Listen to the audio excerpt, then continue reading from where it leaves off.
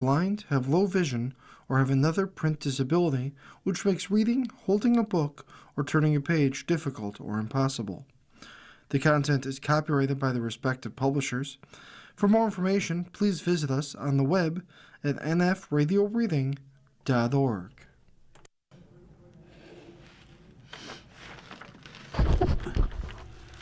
Hi, this is Dick Shanley, and for the next hour I will be reading from Sunday, December 7th issue of the New York Times opinion section on the Niagara Frontier Radio Reading Service. The Democrats admit you blew it on Gaza. Less than 2 weeks after October 7th Hamas attack, President Joe Biden traveled to Israel and held Prime Minister Benjamin in an embrace. The image captured the solidarity Americans felt with Israelis after they suffered such horrific violence. It also symbolized a political and governing reflex within the Democratic Party. During the Biden presidency, it was shorthanded the Hug Bibi strategy, the idea that smothering Mr. Netanyahu with unconditional support would give the U.S. leverage to influence his actions. Over the final 15 months of the Biden presidency, this approach led the White House to provide a flood of weapons for Israel's bombardment of Palestinians, veto United Nations Security Council resolutions calling for a ceasefire, attack the International Criminal Court for pursuing charges against Mr. Netanyahu, ignoring its own policies about supporting military units credibly accused of war crimes, and blame Hamas for not accepting ceasefire terms that the Israeli government was also rejecting. The approach made Democrats hypocrites when defending a rules-based order, racial equality, and democracy. It alienated elements of their base and placed them out of step with younger voters. And in an age of authoritarianism, fealty to the Israeli strongman who routinely humiliated them made Democrats appear weak. Mr. Netanyahu was hugged all the way into the arms of Donald Trump. Today, with a tenacious ceasefire, it may be tempting for the party to memory hole what has happened in Gaza. After all, Democrats just won resounding electoral victories focused on the Middle East, yet this would compound the mistake of ignoring or rationalizing an intolerable reality. In Gaza, Palestinians live amid mountains of rubble. Hamas remains entrenched, and international journalists are still routinely denied entry to catalog the destruction.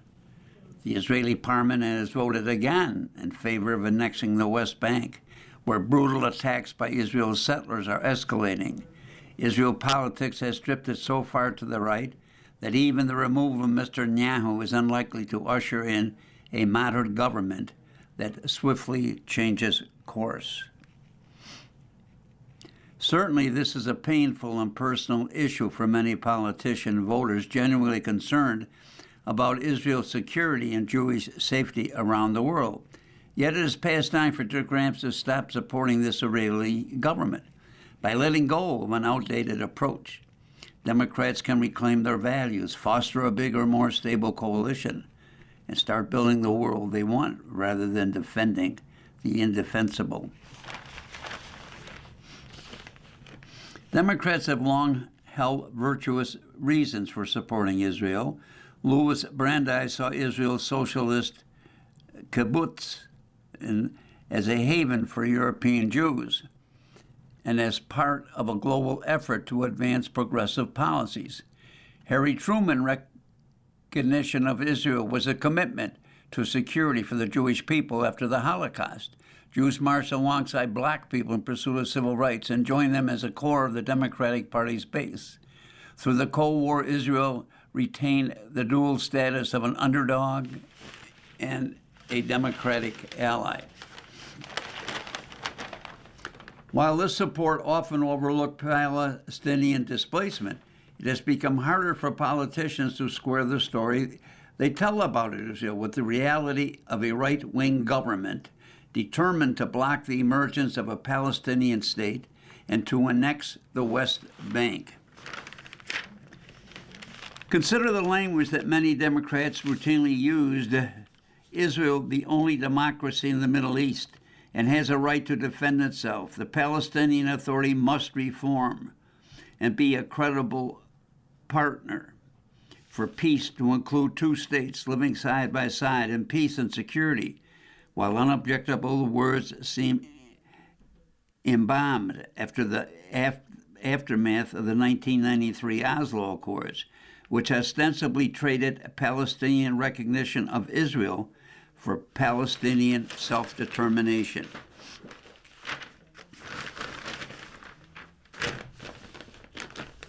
By the time I worked in Barack Obama's White House, Israel was a regional military superpower. Israel's settlements mushroomed across the West Bank, a growing enterprise of security barriers, checkpoints, restrictions on work and freedom of movement consigned Palestinians to a suppressed existence. Hamas controlled Gaza, which was strangled by a permanent Israel blockade and devastated by episodic wars. The Palestinian Authority governed less than half of the West Bank and was delegitimized by its corruption and cooperation with Israel security forces.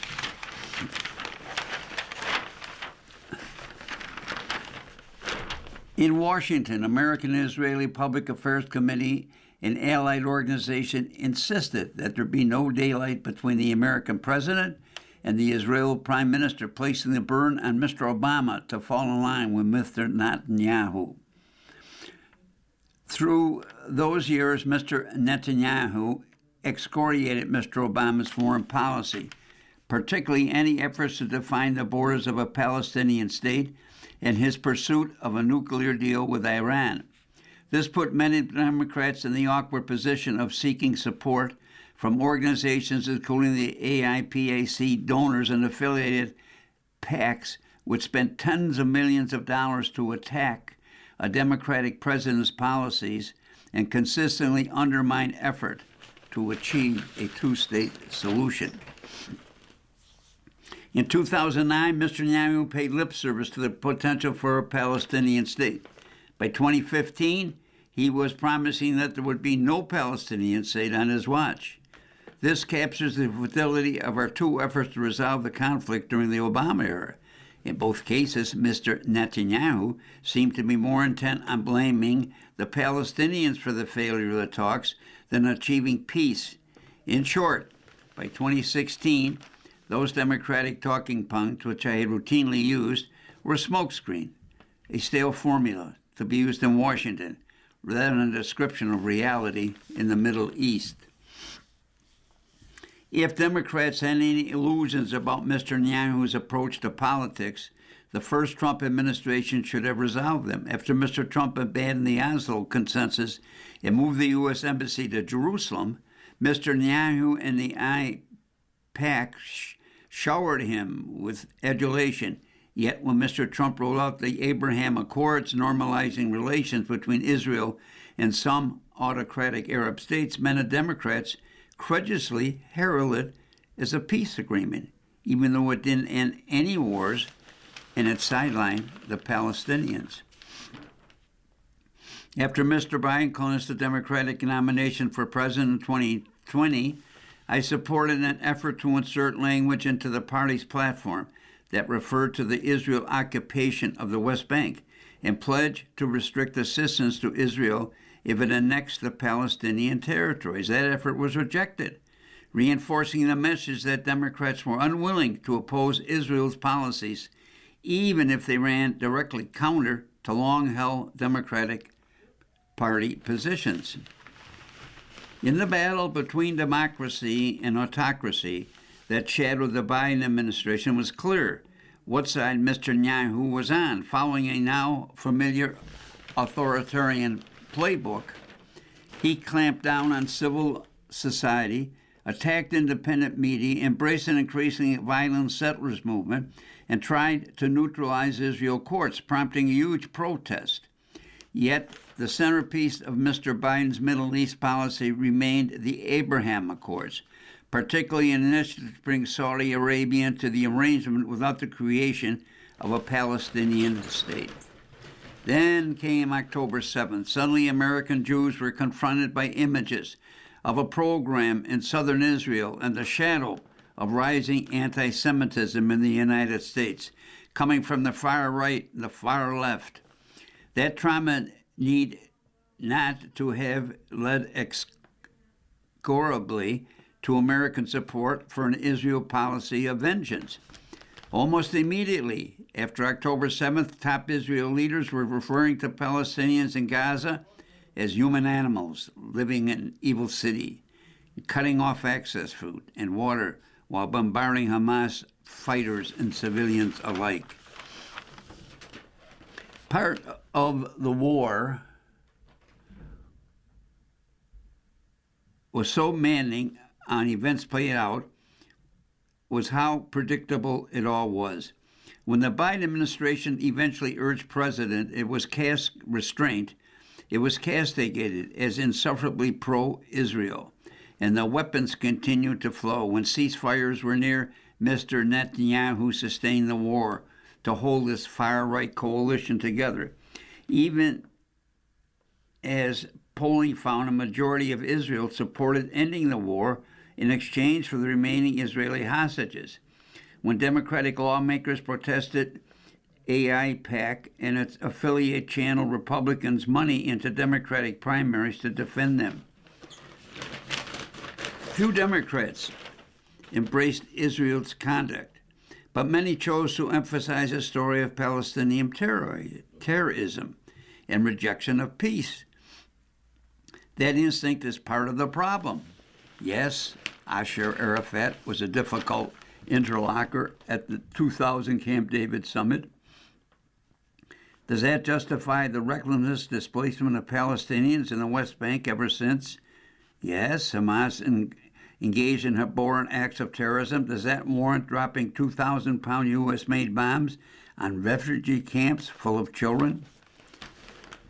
Today, no one can deny that the Israeli government prevented aid from reaching Gaza, used force against civilians well beyond the laws of war, and destroyed most of the Gaza Strip. Those facts led many scholars, human rights organizations, and UN bodies to conclude that Israel committed genocide using weapons supported by the U.S., a moral stain that cannot be removed. Yet many Democrats are left trapped in a no-man's land, sticking to talking points detached from the reality of the Middle East, the rise of global authoritarianism, and the far-right direction of both Israel and American politics. If you believe a Palestinian child is equal in dignity and worth to an Israeli or American child, it is no longer possible to support this Israel government while hiding behind platitudes about peace. Voters grasp this reality. Polls have shown that only a third of Democrats have a favorable view of Israel, down from 73% in 2014. Majorities of Americans oppose providing military assistance to the Israeli government this summer. And 77% of Democrats agree that a genocide has taken place in Gaza. More than 60% of American Jews agree that Israel committed war crimes against Palestinians in Gaza, even though a large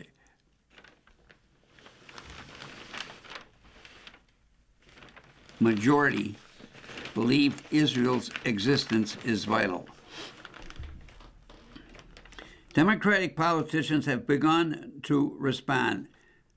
This summit, a majority of Democrat senators voted to block arms transfers to Israel. Several dozen House Democrats have recently called for U.S. recognition of a Palestinian state. More Democrats are refusing to take AIPC money. Yet a tortured debate continues, exemplified by the refusal of some Democratic leaders to back the Democratic nominee for mayor in New York City, disavow AIPAC, or stop arming Mr. Netanyahu. Editorial comment. A1PAC, I don't know what the acronym is for. A PAC is usually PAC, but I don't know what the A1 is. It is not healthy for a party to be this out of step with its own voters and stated beliefs.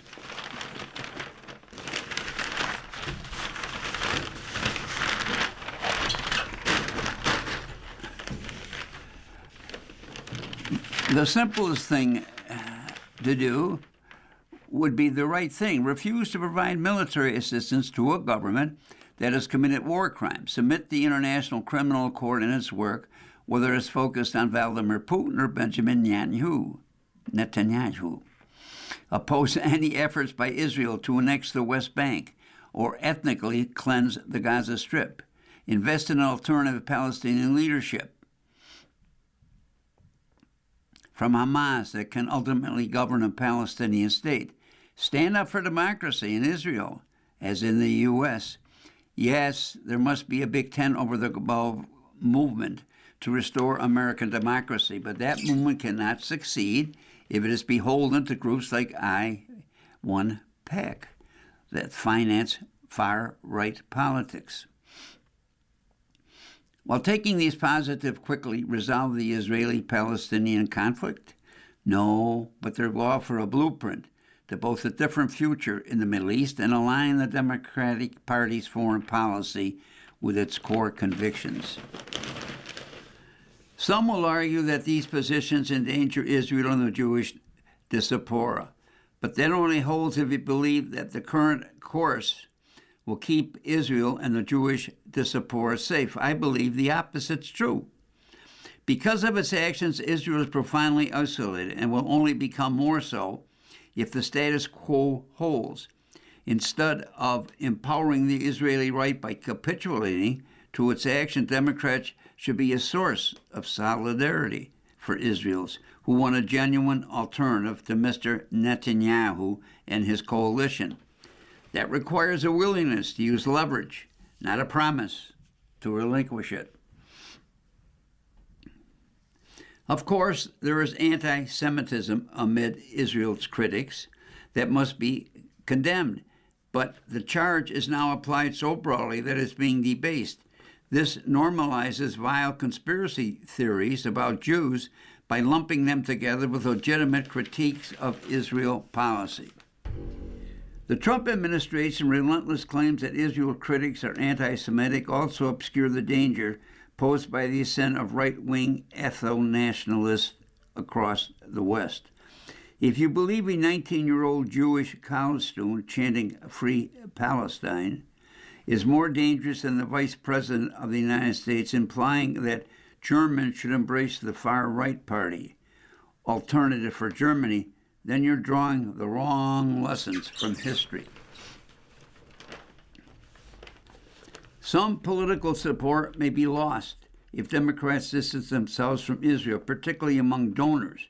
But Democrats can make clear that they are willing to support a future Israel government if it aligns its policies with humane and democratic policies. Moreover, the political risks are overstated. Large majorities of Jewish Americans committed to vote for Democrats in recent elections, despite the fact that Republicans relentlessly sought to use Israel as a wedge issue. By taking the moral high ground, the Democratic Party could bring new voters into its coalition and show that it understands the times that we are living through. Voters want authentic leaders willing to take principled stands, leaders willing to fight for them and against corrupt strongmen whenever they are. Many Democrats will never embrace the views of Israel, of Zoran Mohammed, New York's mayor-elect. But one reason New Yorkers believe he would fight to lower costs is that they know he had core convictions. His willingness to be pilloried by powerful people about his views on Israel, including President Trump and some of his billionaire backers, showed that some of his billionaire backers, they showed that he was not afraid to stand up for his beliefs. By contrast, the familiar pandering to pro-Israel voters by Mr. Mamdani's main opponents in the mayoral race, Andrew Cuomo including volunteering for Mr. Netanyahu's legal defense team, did not come across as particularly courageous or authentic. The Hug Bibi strategy showed that the seemingly safest path can become the most dangerous as a matter of policy, politics, and morality. Particularly in an age of authoritarianism, politicians cannot ask people to face hard realities while avoiding discomfort themselves. A renewed Democratic Party must be rooted in a moral vision that is all too absent in the world. Sometimes to win, you must show that there are principles for which you are prepared to lose.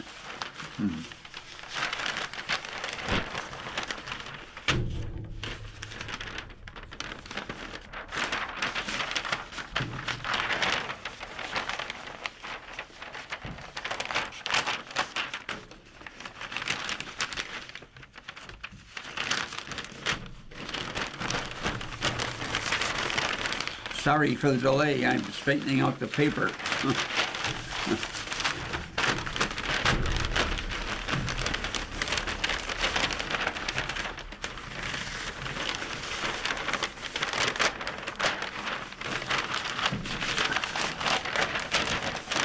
Okay, we're all set.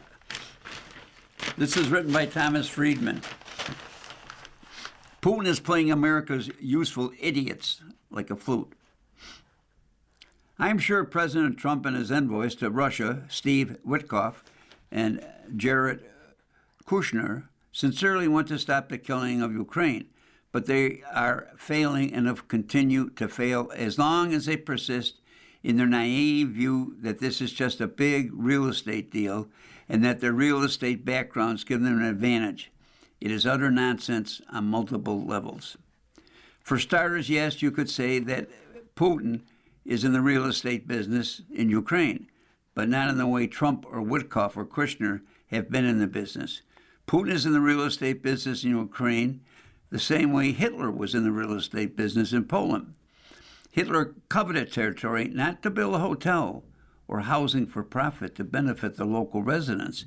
He instead coveted real estate to fulfill a nationalist fantasy. Ditto Putin. He has shown no interest in the welfare of Ukrainian people. In that kind of situation, having a bunch of real estate deal guys as America's negotiator is a liability and not an advantage. You want a Henry Kissinger or James Baker type statesman who understands the difference between real estate and war and peace. Real estate is a positive-sum game. Both sides can profit from a well-struck transaction. And that is the goal in war when one side holds fascist views and the clear aggressor and the other holds democratic views. And in the clear victim, you are in a zero-sum game. Or as Ronald Reagan famously put it, when asked how Cold War should end, we win, they lose. Reagan understood that real estate deals are purely about economic value, price per square foot, and interest rates. He understood that war and peace dealers are about advancing and preserving moral values and strategic interest. And you don't compromise on those with a fascist aggressor. We waged 3 wars, including the Cold War, alongside our allies in Europe to preserve the spread of our shared democratic values and our shared interest, namely that no major European power that did not share those values could be allowed to dominate the continent.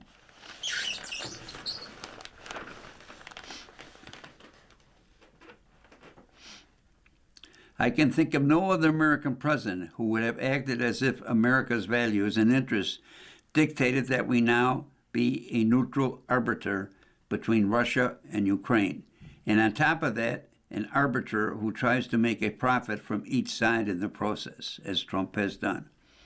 This is one of the most shameful episodes in American foreign policy, and the entire Republican Party is complicit in its perpetuation. I can think of no other U.S. foreign policy leader who would have said about Putin what Witkoff said about the dictator, whose political rivals often up dead, who engaged in vast corruption for himself and his cronies, and who does everything he can to undermine free and fair elections in America and the West.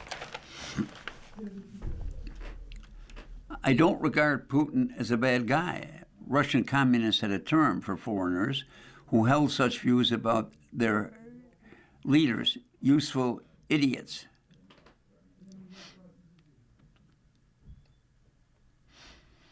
You can imagine a retort from J.D. Vance, isolationist. Hey, Friedman, you and your pals just want to drag America into endless wars. Nope, sorry, you have the wrong cowboy.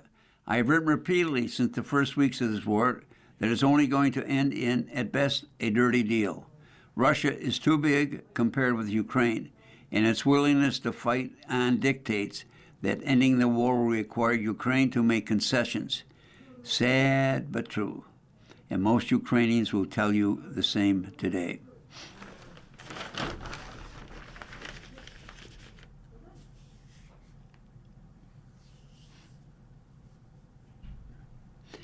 But as I wrote last month, there is a huge difference between a filthy deal that maximizes Putin's interests, profits, and ability to restart the war at any point of his choosing, and a dirty deal.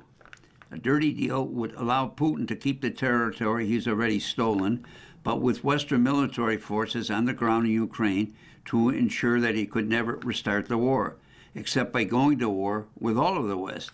It would ensure that Putin's ill-gotten gains were never blessed with formal diplomatic recognition, that reward the acquisition of authority by force, and it would ensure that Ukraine could maintain whatever size army it needed to defend itself and could become a member of the European Union, NATO, whenever it was ready. That kind of dirty deal would secure Ukraine's and America's core interests and values. J.D. Vance's isolation report, we don't have the ability to pressure Putin to agree to such a dirty deal, and we don't want to be in a nuclear war with Russia. Thank you very much. The reason you can't pressure Putin is you don't know what you're doing, and you have a president who lurches back and forth, making different policies on his social network feed, and then requiring the Pentagon and the State Department to adjust on the fly. There is no policy-making process, and there appear to be at least 5 people acting as the Secretary of State. Witkoff, Kushner, Vance, Army Secretary Daniel Driscoll, and some guy with the official title, Marco Rubio. What would any normal American president be doing now? He wouldn't be telling the brave Ukrainians that they have no cards. He'd be dealing them cards to maximize their leverage while loudly telling the Russian people that they have no future because Putin stole all of their cards.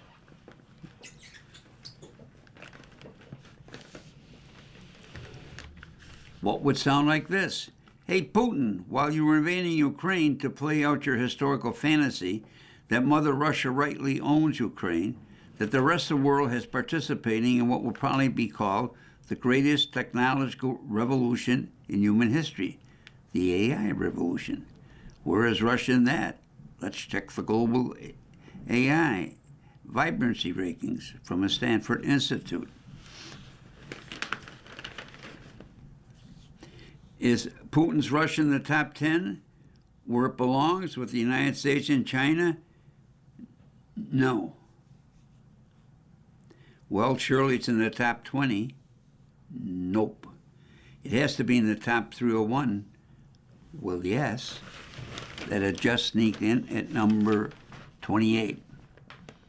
Far behind Luxembourg, at number 12, Luxembourg's population about 680,000. Russians is roughly 144 million. Now minus the estimated 250,000 soldiers Putin sent to their deaths on the Ukrainian battlefield, at least 100,000 technologists who have fled Russia since Putin started the war. To the Russian people, let me offer an analogy. It's as if James Watt just invented the steam engine that helped launch the Industrial Revolution, and your Tsar said, no thanks, we're doubling down on the horses. Putin is a towering fool who will be remembered for a war against Ukraine that made Russia an energy colony of China and an AI footnote to Luxembourg. Yes, Putin likes to show off his hypersonic missiles. I wonder if they work better than the main-launched Russia uses for sending astronauts and cargo to International Space Station. That launch collapsed last month after the launch of three astronauts. It meant Russia has lost its ability to launch humans into space, something that has not happened since 1961, according to a Russian space expert quoted in the Times. The Russian threat to Ukraine will not end until Putin is gone, but getting rid of him is the job of the Russian people. The job of the American president and vice president, if they knew what they were doing, is not to tell Ukraine's president that he's no cards. It is to increase pressure on Putin, among other things, telling the Russian people every day that their leader is stealing all their cards and all their future and all their children's. That is how we necessarily increase our leverage to get a dirty deal, not a filthy deal. An editorial comment. Poor Ukraine is in a very difficult place. Next article is written by Jamel Bowie. Guess which presidential power Trump likes most? The anti-federalist opponents of the Constitution worry that the office of the presidency was too powerful. To be the fountain of all honors in the United States, an old Whig wrote in December, is in reality to be a king.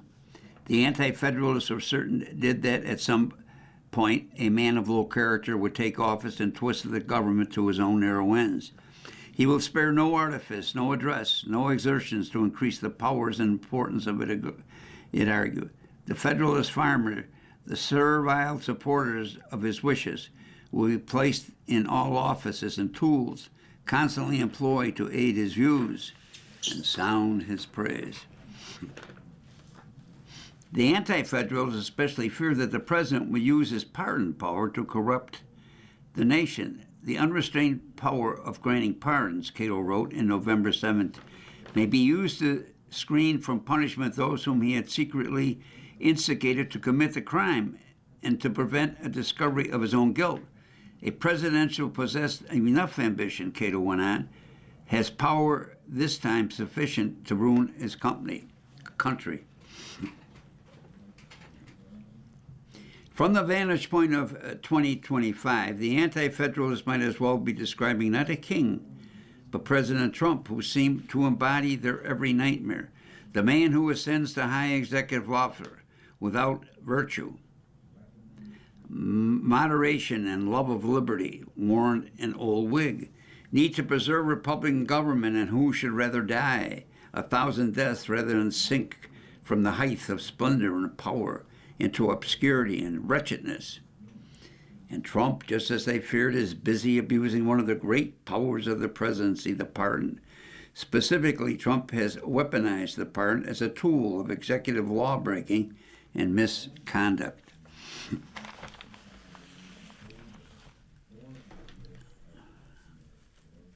To be clear, Trump is not the first president to issue pragmatic pardons. Far from it. George W. Bush pardoned Elliott Abrams, Caspar Weinberg, and several others for their roles in the Iran-Contra scandal. Under Ronald Reagan, Bill Clinton pardoned his brother, Roger, for a 1985 conviction of drug trafficking and cocaine possession, as well as Mark Rich, a prominent financier with connections to the Democratic Party. George Bush commuted the sentence of his assistant, Scooter Libby, who had been convicted of perjury in connection with the public identification of Valerie Plame as a covert CIA officer. And Joe Biden broke a promise impartially to issue a pardon to his son Hunter, who had been convicted on charges related to illegal gun possession, which included clemency for any offense against U.S. to which it's committed or may have committed or taken part during the period January 1, 2014 through December 1, 2020. 24. These were objectionable pardons, and yet they pale in comparison with the growing number of outrageous pardons issued by Trump, beginning with his blanket pardon of the rioters involved in January 6th, 2021 attack on the U.S. Capitol, along with the pardon for the former Proud Boys, Enrique Tarrio, and a commutation for Stuart Rhodes, the founder of the Oath Keepers.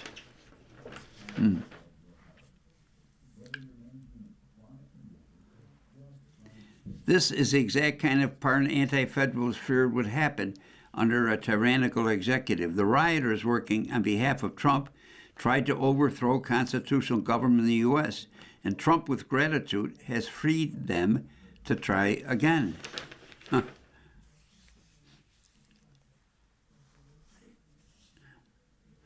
In addition to his co-conspirators in the effort to stop the steal, Trump has pardoned a number of white-collar criminals. In March, he pardoned the founders of a crypto exchange after they had pleaded guilty to money laundering.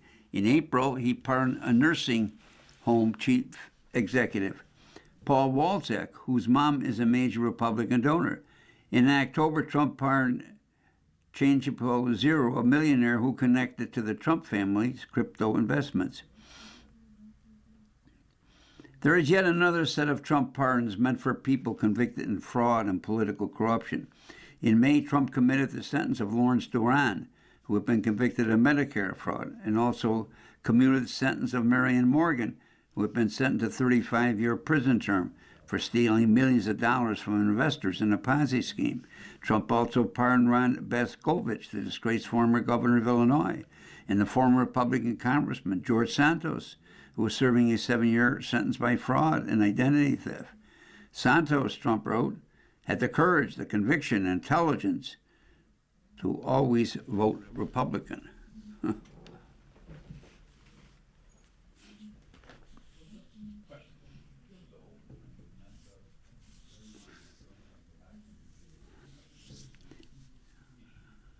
At its best, the president's pardon has been used to show mercy, leniency for Americans who might be unjustly imprisoned or receive sentences that were not commensurate with their offense. Not so the Trump pardons, which seem to be connected to his interest. As venal and scandalous as the president's pardon have been, they aren't yet as bad as they could be. Take the Supreme Court granting Trump versus U.S. presidential criminal immunity for official acts. Under the conservative majority theory of the Constitution, which treats pardon as a cold power shielded from judicial scrutiny, the president could order the assassination of a political rival and then pardon those involved with any violence done to the constitutional order. At this moment, the president is issuing through the Secretary of Defense, Pete Hegseth, orders to destroy civilian boats in the Caribbean. There is evidence in the form of a Washington Post report that is disputed by the administration that on September 2, Hegseth told subordinates to kill everyone on board a vessel in suspect of trafficking drugs.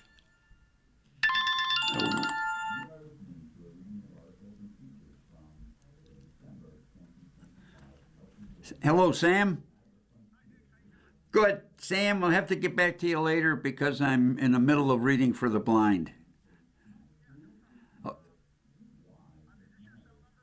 Yes. All right. Thank you, Sam. Bye. Excuse me, I didn't mean to do that. I had a call from my lawyer. I'm sorry. The boat was attacked again, even though 2 survivors are clinging to the wreckage caused by the first strike. In a formal conflict, there is a war crime, and the absence of a formal conflict in the U.S. is not at war with Venezuela. It would be murder. If a congressional investigation were to lead to criminal charges for Hegseth, would Trump pardon him? Would he pardon others who might break the law on his behalf? Unfortunately, there is nothing to be done right now about the president's abuse of the pardon power. But if there's an issue that demands constitutional amendment, it's this one. Americans should give serious consideration whether they want to amend the Constitution to restructure the president's pardon power, to limit its scope, and to make it more subject to the checks and balances that are supposed to structure the American system. Even without an amendment on the table, a future Congress could use its power and authority to speak about the constitutional, to condemn the Trump pardons as an unconstitutional abuse of power. The Congress could say, though legislation, that the pardons are invalid. It could investigate the pardons and force the White House to explain itself in an almost certain event that would then reach the Supreme Court. Congressional action could push the court to state its view so that the American people know where they stand if they decide to rein in the president's authority. Even though there's only so much we can do with parchment barriers and institutional arrangements, no matter how well they design a political system, responsible government is not possible in the absence of civic virtue among either the people or the leaders. The best defense against abuse of pardon, the best defense against the kind of systematic threat and corruption that we've seen under Trump, is just not to put men like Trump into office. Given the perennial problem of a demagoguery in a democracy, this is much easier said than done.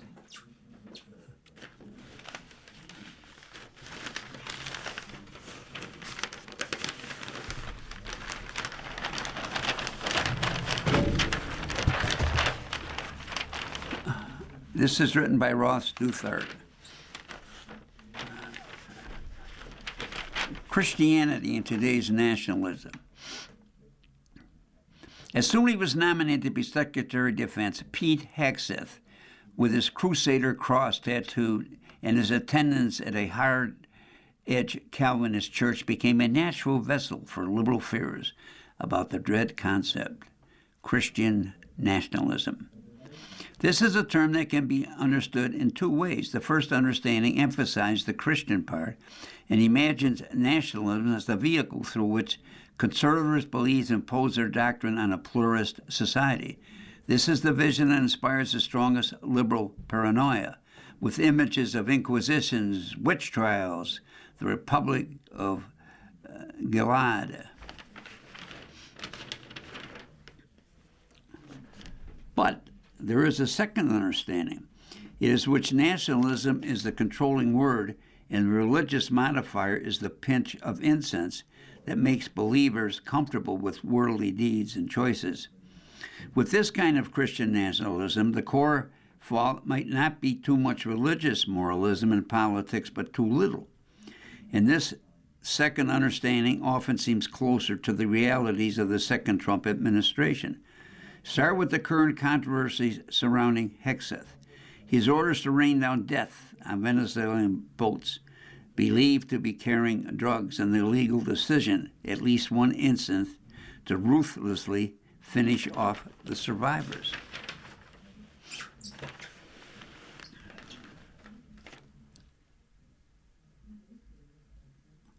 I don't want to say that a policy of direct attacking drug cartels is inherently inconsistent with Christian ideas about just war. Perhaps a case could be made a strategic constructed that clarifies when exactly a drug mule becomes a combatant.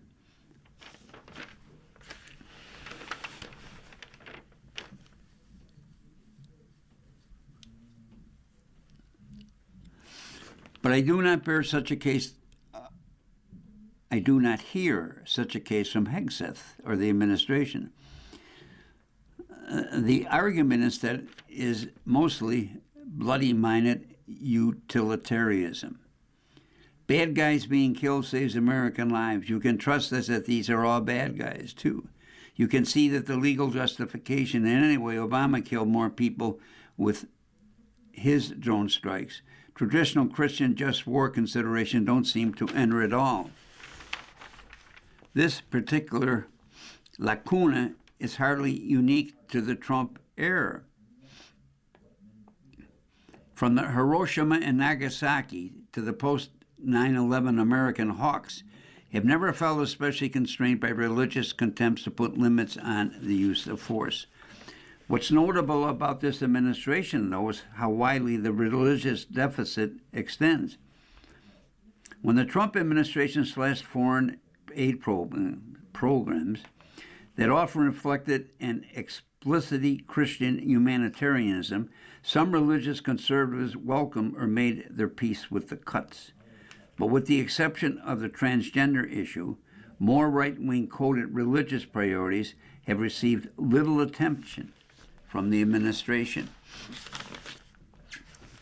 It has conspicuously kept the pro-life movement at arm's length. It has offered a best symbolic moves toward the regulation of spreading vices, pornography, drugs, gambling, that evangelical Christianity especially once vigorously opposed. Nor has it yet offered serious response to the never religious concerns over falling birth rates. And it has done little to address growing Christian anxieties about the dehumanizing effects of artificial intelligence future. If the rights coalition is divided between an AI boosting donor class and a potentially AI skeptical base, which has Steve Bannon as a would-be spokesman, the Trump administration has strongly favored the side that wants to build the machine God. The administration has offered a lot of general rhetoric about the value of Christianity to American civilization, along with presidential complaints about Christian persecutions overseas and the pious social media posts on Catholic holidays. But in the absence of religious informed policymaking, this sometimes feels more like a performance of a Christian politics than a full reality. In offering this analysis, I should stress that sincerely Christian policymakers can go badly astray. Where the Middle East is concerned, I prefer Trump's pagan transactionalism to George Bush's evangelical idealism, or simply prove unpopular. I don't imagine that a war on porn would dramatically improve Trump's approval rating. And sometimes the Trump administration, not especially religious priorities, simply affect what its supporters want. The rights coalition is more secular than in the past, and even more church-going conservatives seem more concerned about immigration than abortion. Many very online converts are more invested in memoirs than moral legislation, and religious fears about AI are incoherent. There isn't some clear trad alternative to outracing the Chinese. Nonetheless, I think a more Christian politics could serve the White House on three fronts. In policymaking, a Christian social vision would help the administration come to grips with the central social problems of our time, the substitution of transient hedonic vices for permanent commitments. In politics, a public rhetoric infused with a more Christian charity might, with an increasingly unpopular administration, some badly needed friends. And morally, in certain concrete cases, from the treatment of the detainees that we ship to Salvadorian prisons to the fate of alleged drunk runners, our missiles might have left helpless in the sea. A little more Christianity at its nationalism might simply prevent this administration from doing wicked things.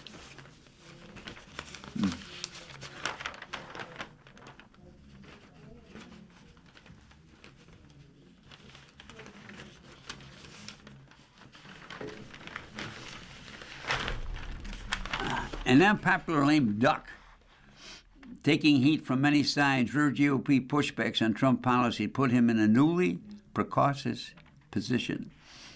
It came or two after Thanksgiving, but congressional Republicans gave democracy lovers something to be thankful for the holiday weekend: signs of spinal fortitude. The day after Thanksgiving, the Republican chairman and ranking Democrat of the Served Arms Committee vowed to investigate the Trump administration's legally dubious practice of blowing up Venezuelan boats suspected of running drugs. The top members of the House Armed Services Committee soon followed. It seems that some Republican lawmakers are perturbed by reports that a strike on September 2 might have veered into category of war crimes. Of specific concern are allegations that a kill everybody directive from Secretary of Defense Pete Hegseth led to a follow-up strike on 2 survivors clinging to the flaming wreckage of a boat demolished by an initial strike. Obviously, if that occurred, that would be very serious, and I agree that would be an illegal act. Representative Mike Turner, the Ohio Republican, said on Face the Nation last Sunday. Tell us more.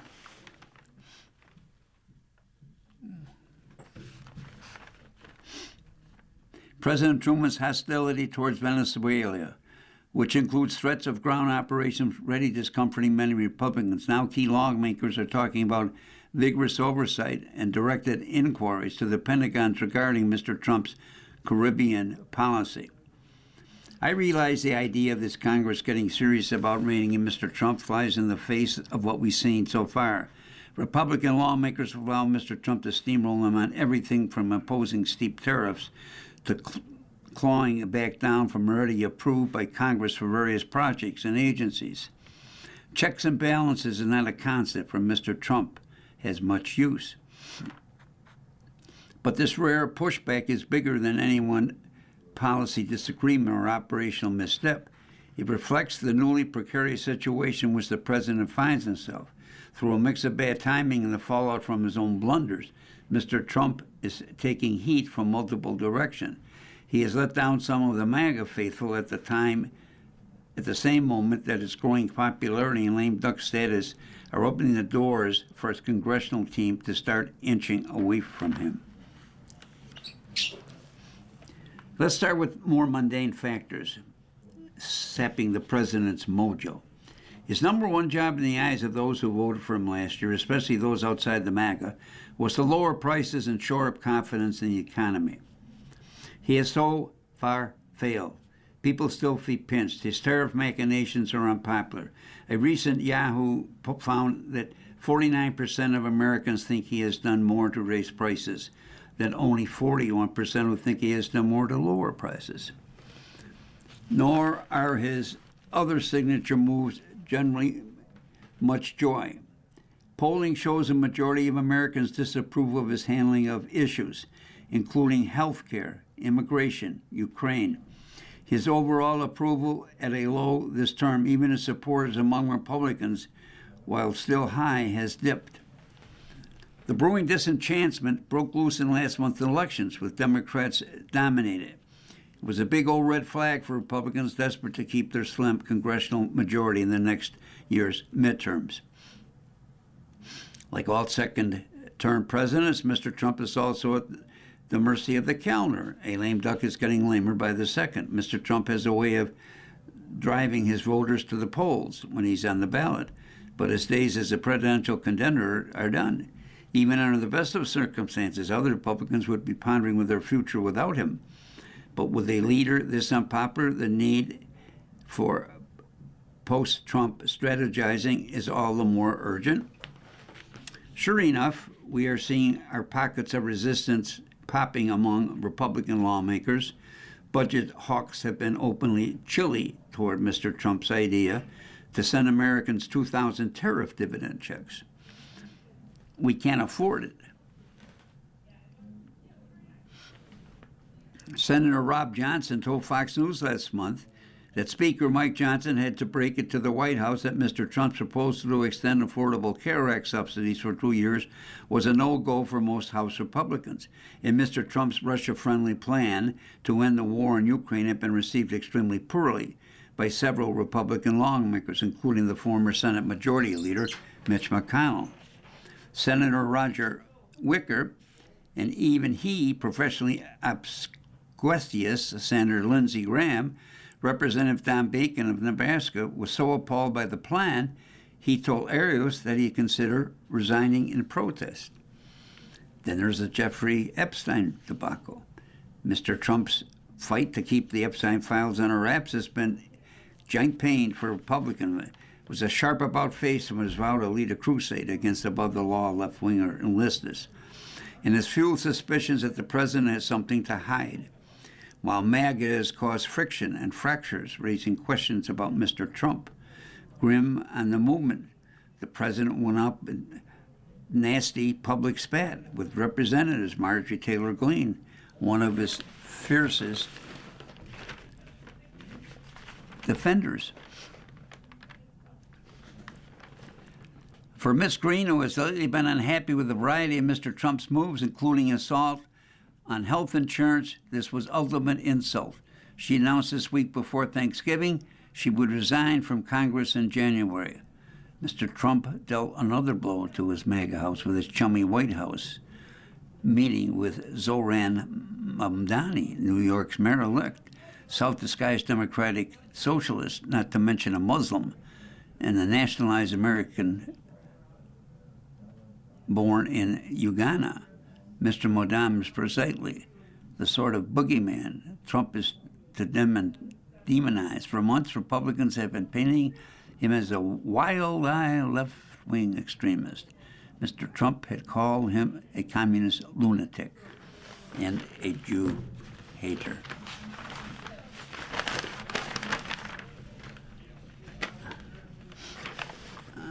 As we come to an end, again, I apologize for the telephone interruption. You've been listening to a reading of articles and features from Sunday, December 7th, issue of the New York Times opinion section. We read from the New York Times review section every Sunday at 2 p.m. Your reader's been Dick Shanley. Thanks for listening. Coming up next in the Niagara Frontier Radio Reading Service, we have a reading of the New York Times Arts and Leisure section, followed at 4 by a rebroadcast of this morning's Buffalo News. Please stay for these readings and more throughout the day, and feel free to contact us with your comments, suggestions, with any questions you may have.